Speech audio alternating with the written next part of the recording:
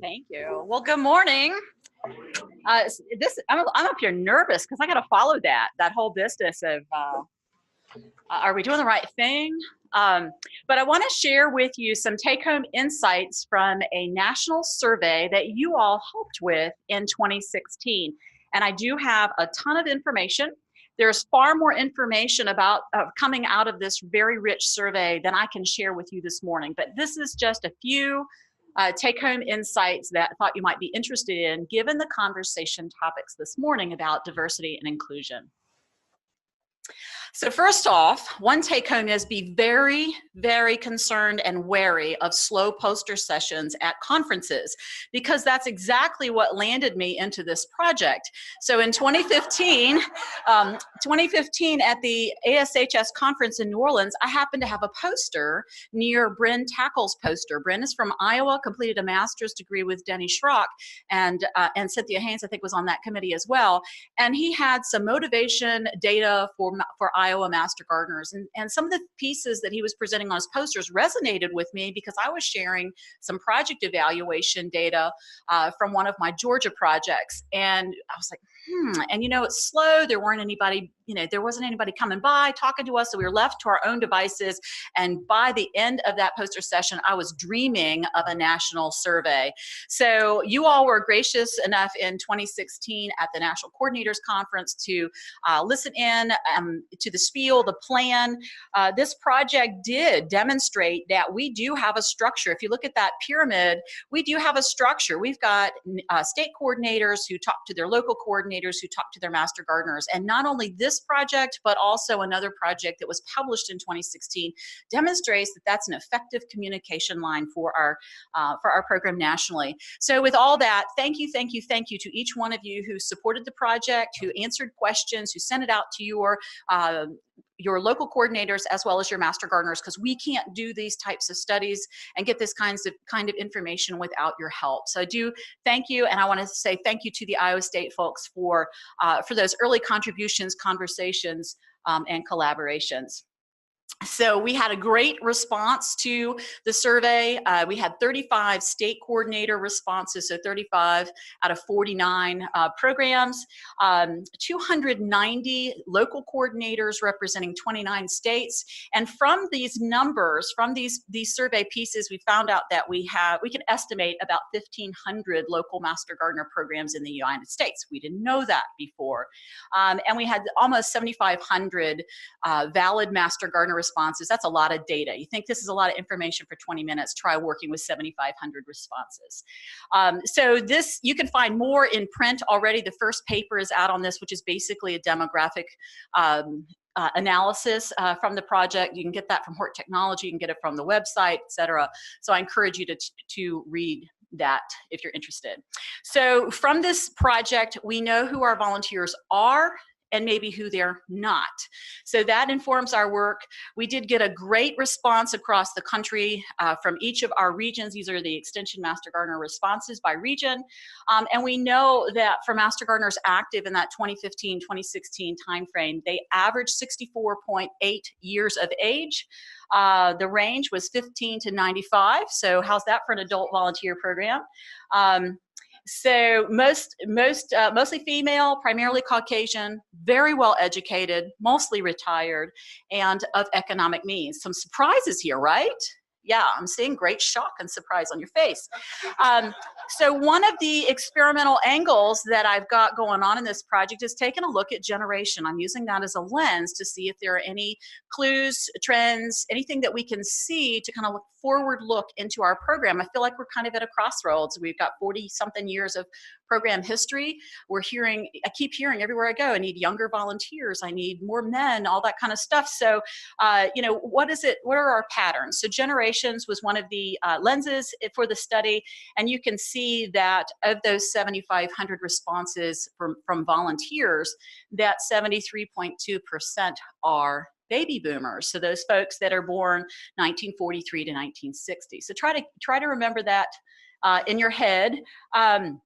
We looked at differences in volunteers by region, and we saw some differences in average age, years of active service, and service reported in 2015. But the question is this really meaningful?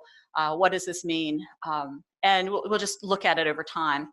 This study also used our rural-urban continuum codes to look at rural, suburban, and urban programs. You know, there's a lot of concern about, you know, who our audiences are serving and where our programs are at. And the distribution of our Master Gardener programs are primarily urban, with a very, very small 2% rural programs. And if you use that lens, that rural, urban, suburban lens to look at information, this I find fascinating. There are no differences. Our volunteers are the same, regardless of whether they're connected to an urban, suburban, or rural program. We do have some race ethnicity information from the demographic information. And I'm encouraged by this, even though we're predominantly white. There are more racial and ethnicity categories, more classes of responses in this study than there have been in any of the previous demographic studies. So while the percentage hasn't changed, you know, we do have more folks represented. So third take home, we know who our coordinators are and maybe who our coordinators are not. I should have had that Superman cape up here. So we again get that national representation, all regions responding. Again, that was state coordinators. This is local coordinator response. Again, you know, folks were responding and participating. If you want to take a quick glance, our state coordinators average 51.2 years in age. Local coordinators 51.89 years in age, so they are younger than our volunteer base. Again, mostly female, highly educated, so our state coordinators having a higher percentage of graduate degrees. And look at this average service in position, 7.23 years for our state coordinators and 7.52 years for our local coordinators. Master gardeners have been with us an average of 7.7. And if, I think I took the charts out of here, but the majority of our state coordinators and our local coordinators have actually fewer years of service than our master gardeners. So that's an interesting dynamic. If you look at coordinators by generation, again, a high percentage of boomers and Gen X, but we see that those middle generations, they are supported. And I threw in this screen. Okay, so the orange and yellow are our coordinators, but the blue is the volunteer base. So you can see how we stack up against the volunteers that we coordinate and manage. If you want to look at gender, we're pretty evenly distributed with local coordinators and state coordinators with respect to male and female, but still predominantly female. When we look at race, state coordinators, primarily white, and we've got some Asian responses there. But the others, not so much. And with the local coordinator, we've got a few more responses there. But if you notice, the state coordinator is less diverse, local coordinator has a little bit more categories represented, and of course, our master gardeners have the most categories represented. This is a slide I was talking about with regard to duration as state coordinator. We've got a few folks, and we've recognized them here this week, that have quite a few years of experience, but the more of our folks are on that lower end, those fewer years of experience as state coordinator, and as well as our local coordinator. So again, that makes an interesting dynamic when we're coordinating programs of volunteers that have been with the program for a long time.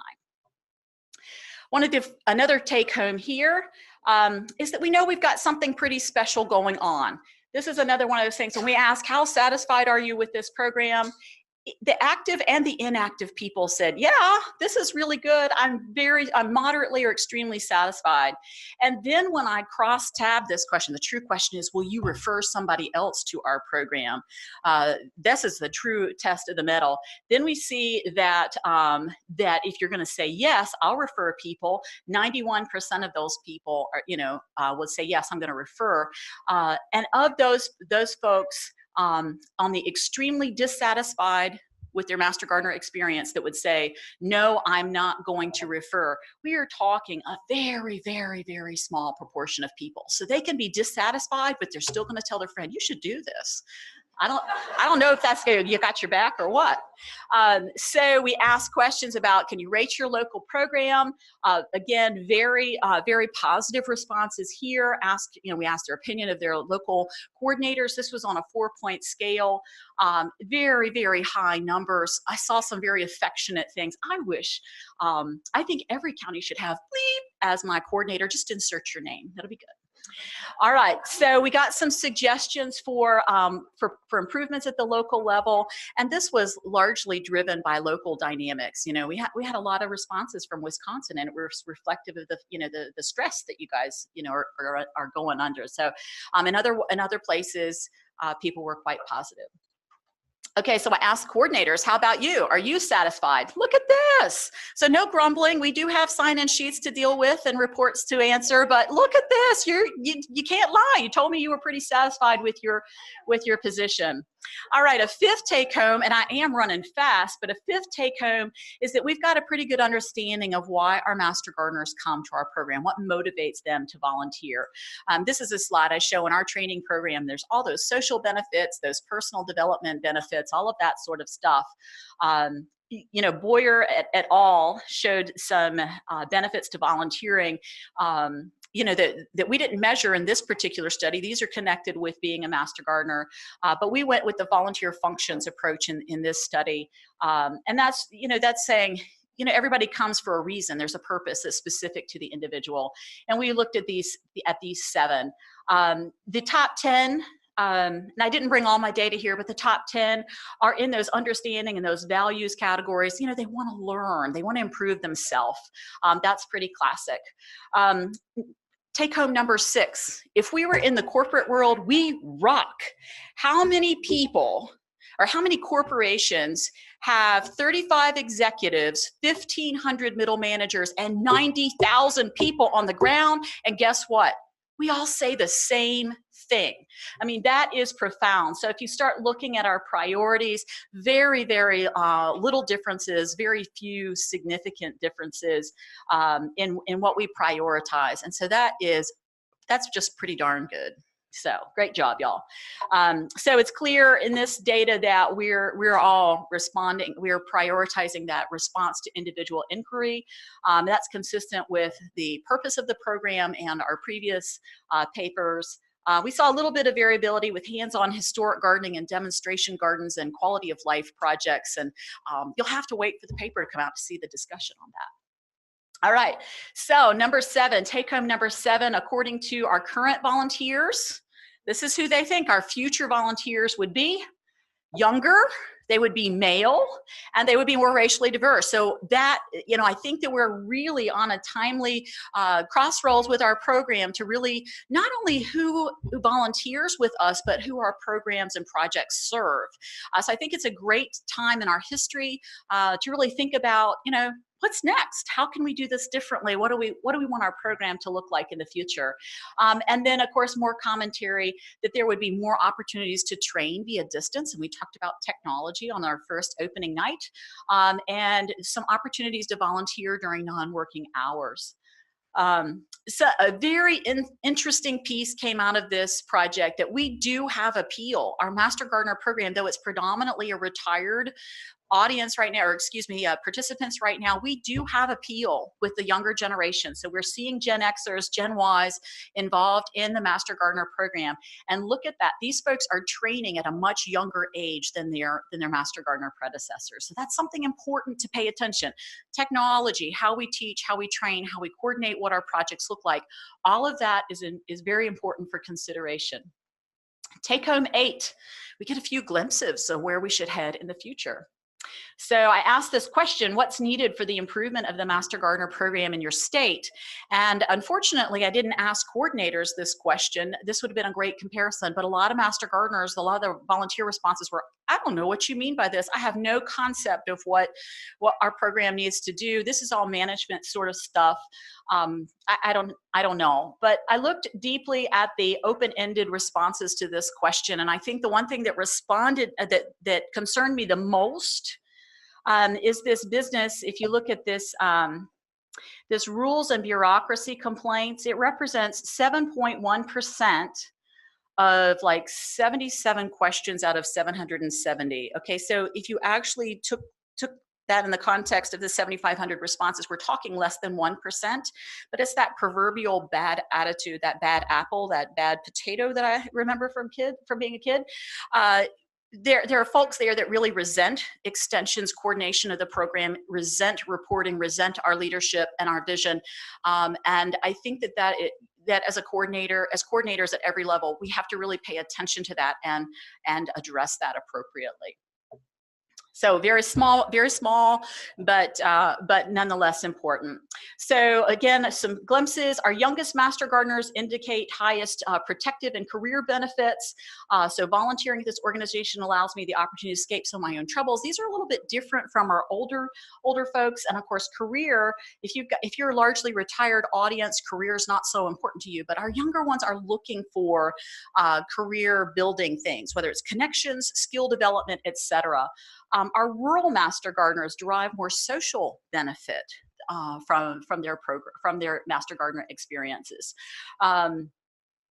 So our oldest Master Gardeners, so those traditionalists, have a higher social motivation. So just some things to think about. And again, there'll be another paper coming out that looks at this, really digs in deeper. There's a lot to be gained, learned from this work. So here's just a recap of those 8 take-homes. Thanks so much for your support. Really appreciate it. As a coordinator to fellow coordinators, just some things to think about, you know, as we go forward. Again, I feel like we're poised for a lot of growth.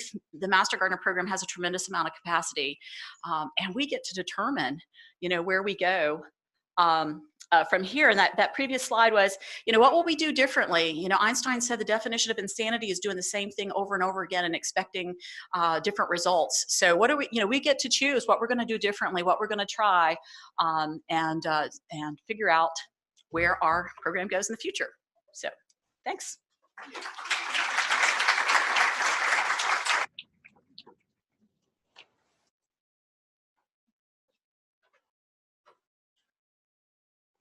I'm glad you're wearing that. Oh, of course. Not everybody can wear this. So. Get away with it. Yeah, it's definitely your color. Yeah. So. All right.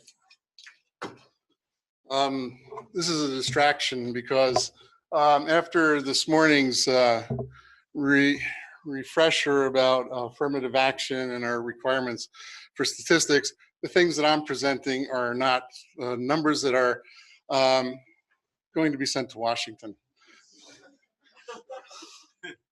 They're constructed. So I work in Essex County, New Jersey. The county seat is Newark, New Jersey. Some of you may have at some point been stuck in the airport, not too far from my office. And I was, the story I'm going to tell, I made the mistake of working on this slideshow again this morning because I heard so many interesting points yesterday, and now I'm jumbled by the presentation this morning from DC. So this is a story of my almost 18 years running the Master Gardener program in Essex County. And I have a little bit of an odd background. I did start out at Rutgers in agriculture and soils. Took me 10 years dropping in and out to finally graduate. And then I went into environmental sociology because I found people more interesting. Yes. And I was hired by Rutgers to run the Rutgers Urban Gardening Program, one of the second round of urban gardening programs started by USDA back in the 70s. And so I left Seattle to return to New Jersey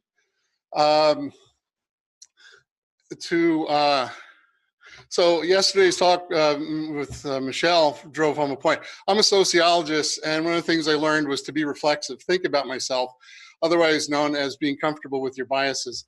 So besides this weird hat, you may notice that I'm a white male. That's really an important point, and I usually I am working in a county that's much more diverse than when I grew up there back in the day.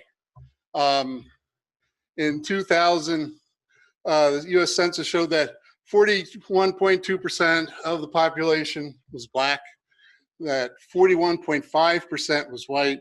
We had 15.4% Hispanic, about 1.7% Asian. Those numbers all add up to a little bit less than 98%, 99%. This year, the best numbers we have are Black population is 38.6, white is 31.1, Hispanic is 22.7, Asian population has also grown to 5.3. The population hasn't changed too much. We're basically mostly, we're largely female, 52% both surveys. So I guess Essex County right now is the thing that I've heard talked about, and I didn't realize for the last 16 years I was living there. I didn't notice the difference, but it's a minority majority county, and I can't tell the difference, But I'm also reminded by the folks I work with that I am a white male, so I am part of the system. Those numbers I'm pretty comfortable with. So when I was hired, I came to Newark, New Jersey from Seattle to run the urban gardening program. So my other bias was I was a savior. I was coming to teach poor people how to grow vegetables. Anybody ever fall into that trap? All right. So and it seemed natural because about 30 years ago, I spent 3 years in the seminary to be a priest. So I did, have these messianic urges. They've been tamped down by extension. And the other thing is I met a woman, I was Catholic then, so I changed my whole view on the priesthood too. So, but I do have these interests. I'm a former Peace Corps volunteer. I tend to like to help people. So I arrived in Newark thinking, God, well, everybody's going to benefit from me and my wonderful knowledge, right? I was disabused of that by an 85-year-old young Black grandmother in Newark who said she didn't care about growing tomatoes, collards, peppers, any vegetable of any sort. She wanted to grow roses. And she had trouble with roses. And I thought, well, geez, by my lens, here was somebody who was poor. And she lived in a really rough neighborhood in Newark. And she was telling me what she wanted. That set me back, knocked me off my high horse, so to speak. So this is the city of Newark as they want Google or Amazon to see them. Take it at night. It's well lit. Passaic River, super fun cleanup site. It's a lovely place to garden. This is what most people in Essex County, Newark had riots in the late 60s. There was the proverbial white flight, and a fair amount of Newark will tell. And it also looks a bit like this. We have community gardens. The developers found nice, quiet neighborhoods where community gardens and put in. So I run urban. Had the audacity shortly after I arrived, and I was given the Master Gardener program. I had never heard of the Master Gardener program. And at Rutgers, you were just given the job and no training program was. Does that sound familiar with anybody? Okay. 2001, we had a Master Gardener program that was a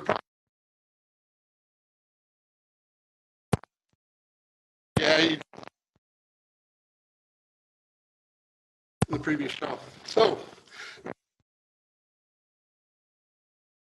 approximately 95% Black and Hispanic, approximately 70%.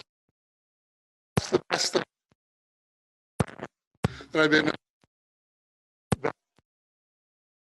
We were creating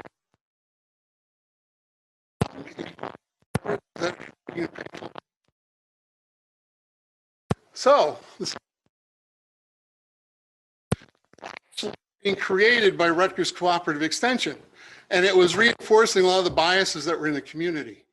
And so I worked with our outreach, affirmative action woman who passed away recently, Mary Jane Willis. You know Mary Jane? I spent a lot of time talking to Mary Jane, and she said, Jan, this is wrong. You probably figured that out all by yourself. And I said, yeah, I'm one person. I can't run 2 programs. And the absurdity of having 2 programs and being divided, within the county was just plain wrong. Photo, that's intentional, because I have a feeling some of my master gardeners are going to somehow track. I have big flowery hats and a tea party in a garden. That's sort of what the program looked to me when I first arrived. Running community garden and school gardening programs, it was getting a lot of pushback. Master garden. So in 2001, I combined to recruit old urban master gardeners. So these are some urban master gardener program participants. It's a nice, and they were long present, and they were able to round up people who were interested. Okay.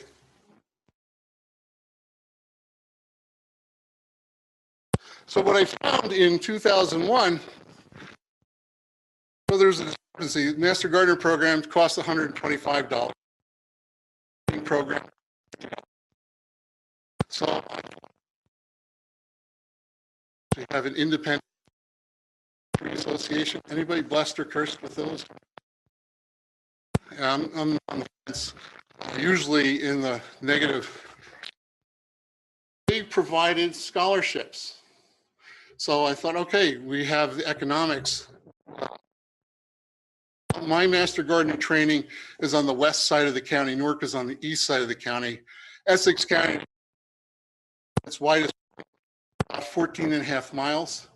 Can sometimes take 2.5 hours to traverse that distance. Think lots of people, too many cars, Training is on the west side of the county. There is no public transit. Nobody from the east side of the county, some of the poor communities, took advantage of that. We recruited, we got people to sign up. We had people show up for the first class or stay till the second class, and they left, they disappeared because of the hassle. We tried carpooling, we tried everything. So 2001, we merged these 2 programs.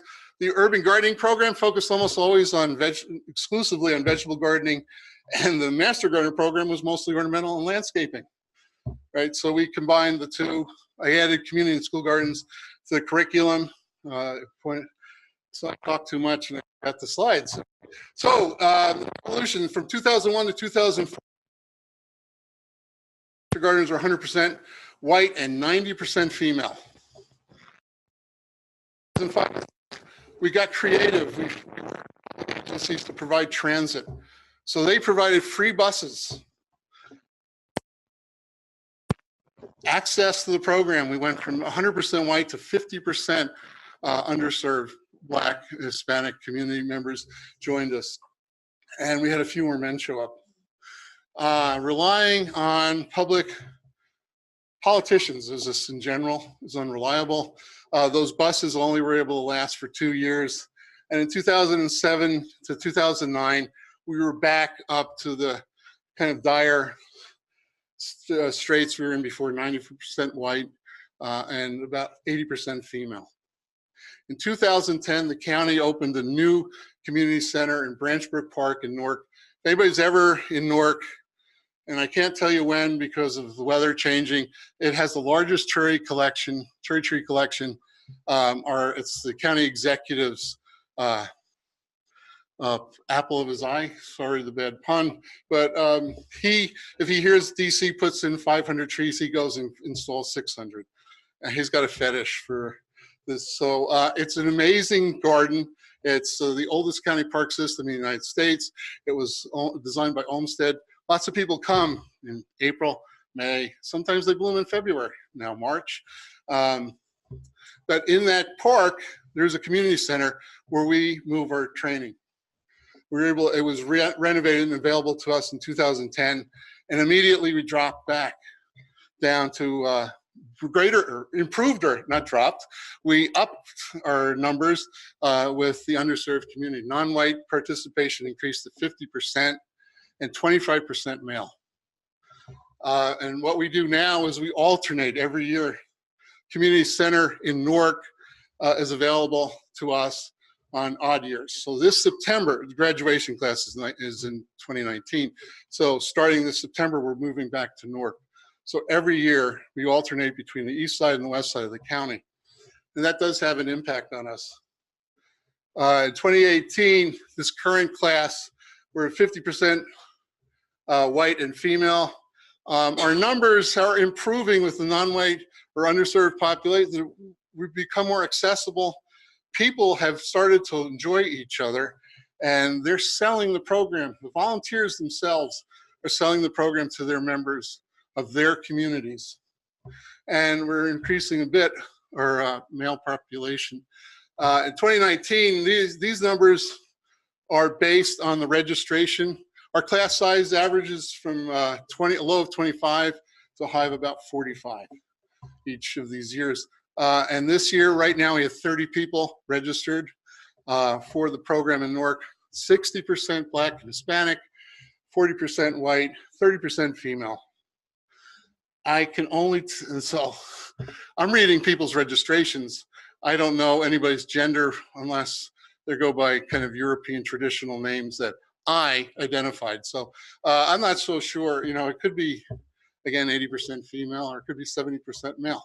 We'll find out on September 11th. So over the years, our program has created recreational horticultural program for seniors, otherwise known as hort therapy. We have a master gardener, an African-American woman who is a certified horticultural therapist who completed our training as a master gardener. Now we're going to actually offer horticultural therapy. We've put 4-H on life support, I guess might be overstatement, but 4-H program in our county was failing because of lack of volunteers. Our master gardeners are heavily integrated and involved and are growing that program. This is what's really cool. The former Peace Corps volunteer, me, I don't know what's going on in these communities. You arrive, just figure out who's the guest speaker. It's the white guy in the room. You know, why is he here? Communities. So I listen, I try to listen. I don't know what's going on, what's in what these communities need. They do. And what was really cool, a veteran came through our program in 2004, 2005. He was with the group from Newark that rode in on a bus. He took the master gardener training, didn't see him for a couple of years. He did his hours. He started a gardening program at the local VA that was incorporated into the substance and drug and alcohol abuse program at the local VA as a form of therapy. I would never have thought to go to the VA. You know, maybe I would have thought about it as I drove past it and say someday I'd like to work there doing a program. But the master gardener actually saw a need in his community. And from that program, we started a $3 million program in training veterans for urban agriculture and landscaping opportunities in our county. It was funded by that Passaic River Superfund cleanup. Politics got in the way. The $3 million provided 3 years worth of support, but that program began with a master gardener. The master gardeners decided to get involved in helping maintain the park system. Cherry trees, they now work with, it's pretty common in New Jersey, we rely on conservancies to provide public goods like park maintenance. You love your county park, form a conservancy, raise money, raise volunteers, and the county doesn't have to pay for it. That's sort of the coarse version of it. The master gardeners are now working across the county with conservancies. There are 21 county parks in our small county, and the maintenance of those parks is built on master gardeners leading community groups. I forget what else is on that other slide. Our programs were always diverse, and I can tell you where to I can send our master gardeners out to a community, and we can guarantee we're going to reach a diverse audience. But what's changed over the last couple of years is we have diverse, the master gardeners are starting to look like the folks that they're working with. And that's a pretty cool feeling. So this is an example of the recreational horticulture for seniors. Every senior center in our county tries to get lined up for this event. And these are seniors. I'm almost of that age, it feels like, and they're making new friends. And these are the people who are supporting us and increase. So there's a teaser, like, how does this lead to improved funding? Well, it's embarrassing to say that my county office has been receiving $60,000 in funding from the county since 1994. And we're locked in for a few structural reasons with state laws. But the master gardeners and the clientele that we built lobbied the county, where we found a new funding structure. We increased by 16%. Doesn't that sound really cool? It was 10 grand. Our state director of extension almost fell over. He's like, where did this come from? You know, but we found a new structure to fund extension in our county, and there's 21 counties. There are 21 in New Jersey. There are 20 offices of extension in the counties, and they all fund themselves differently. So it's not a remedy for everybody, but it was the master gardeners who lobbied for us, and it was the increased programming in our communities. And so different locations, different students. So my tag was location, location, location. Sounds like I'm a former real estate agent, but master gardeners trained in Newark are younger and more diverse by race, ethnicity, gender, and age. Our youngest master gardener through Newark has been 22 years old, a current undergraduate at Rutgers, Newark. Volunteers come to Newark training with an idea or project in mind. They're really entrepreneurial, and it's amazing some of the things I have to say, wait till you go through the training, complete your service, and then come back and talk to me. And it's like the day they knock off their service requirements and they're certified and they can offer new ideas, they're at my door. Roseland training, sort of traditional. People, it's the older, whiter group, and they like to join programs that are in existence already and continue them. So like I said, the MGs in Newark are more entrepreneurial, and they leave really fast. A couple of years ago in Spokane, I heard one of the presentations about the differences in how volunteers are involved with us. This is a good thing in a way. They stay in contact with me and Cooperative Extension, and they attribute some of their success in their community to what they learned from us, but they're off on their own. So, Rutgers Cooperative Extension, sorry. So, and borrowing, is it Sam, yesterday, the backward casting. I was trying to wrap this up because it was sort of, I tend to do slideshows and then stop, and there's like, it's a leading pause. And so I thought about what I wrote yesterday in backward casting. And I said, in order for community engagement and opportunities to happen, then having well-trained, engaged master gardener volunteers needs to happen first. So my master gardeners, by happenstance, you know, I was forced to bring together 2 programs, and the other, for the first 9 years, I was a staff of 1 in the county. So, you know, 4-H, FCHS, ag, you know, I had to buy, you know, that's Jersey crazy. You know, there's whatever, Jersey strong, Jersey insane. But I relied on volunteers, and it's really their program, and they're coming to me with ideas from the community. And I think that's how our program has increased in strength and viability. So that's it. I can take off this distraction.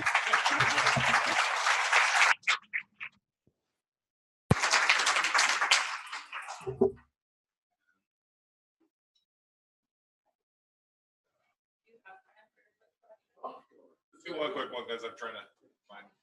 did you change